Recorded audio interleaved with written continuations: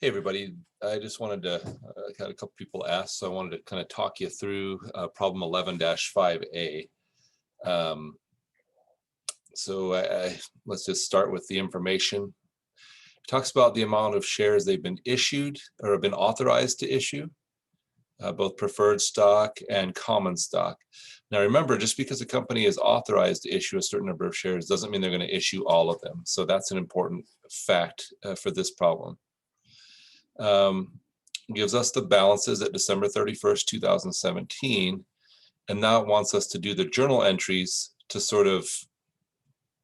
create those balances. So in other words, it's telling us what the balances are and then saying go back and do the journal entry for the issuance of the preferred stock, the issuance of the common stock, and the purchase of the treasury stock. So for the first one, we see up here for the issuance of preferred stock, we see that there is preferred stock with a value of 164,000 and paid in capital in excess of par value for preferred stock of 22,400. And so all we have to do to create that entry is we know that preferred stock and paid in capital in excess of par value on preferred stock are equity accounts, which means they increase with a credit.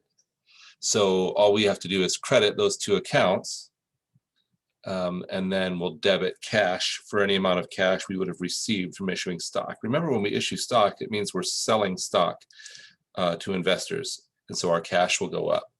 So the way I do these is I start with my credit entries: preferred stock, 164,000, paid in capital in excess of par value, 22,400.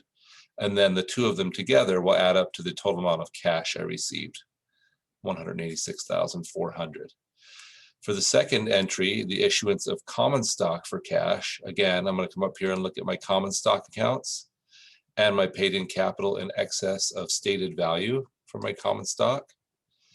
And again, I'll do an entry. My credit entries, common stock will go up by 2,030,000. Paid in capital in excess of par value on the common stock will go up by 1,650,000. And then my cash will go up by the sum of those two, or the total amount, which is 3,680,000. And then finally for the, so with treasury stock, we're not issuing it as much as we're purchasing our common stock that we've already issued and sold out there on the market. We're purchasing that back into treasury stock. And so that's always done at the cost that we pay for it when we bring it back in, or that we buy it from the market from. And so with treasury stock, we're just going to debit the treasury stock account. Treasury stock account is a contra equity account. Okay, it reduces our equity, so it will increase with a debit, and then our cash will go down because we're paying for that treasury stock by the same amount, which is given to us right up here.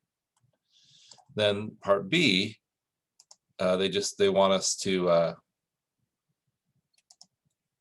create a balance sheet, or well, actually just the stockholders equity section of the balance sheet. So we're going to start with stockholders equity, and then we're going to do our paid in capital, which is going to start with our capital stock. Our preferred stock is just going to have that balance of 164,000. And our common stock will just have that balance of 2,030,000. So it's really just transferring the information down. We'll add those up. Those will be our total capital stock. And then our additional paid in capital, we'll have our paid in capital in excess of par on the preferred stock, which again, the balance will come from right up here. And then the paid in capital in excess of par on the common stock. Again, the value comes from up here. We add those together. That's our total additional paid in capital.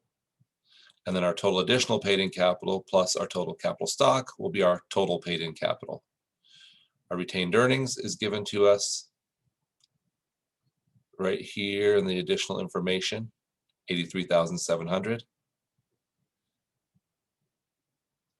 So our total paid in capital and retained earnings is just the total paid in capital plus the retained earnings. Our accumulated other comprehensive income is given to us right here. Then we're going to go less treasury stock, and our treasury stock balance, again, given to us up here. And that'll be our total stockholders equity. So that's the whole problem. I think the only thing tricky is some people are really getting cued in on these numbers to try to figure out how much these are when actually all the information is given to us. And I think sometimes it's so easy that we think it must be wrong. And so we're trying to figure out a more complicated way. Anyway, I hope that helps. And I hope you have a great day.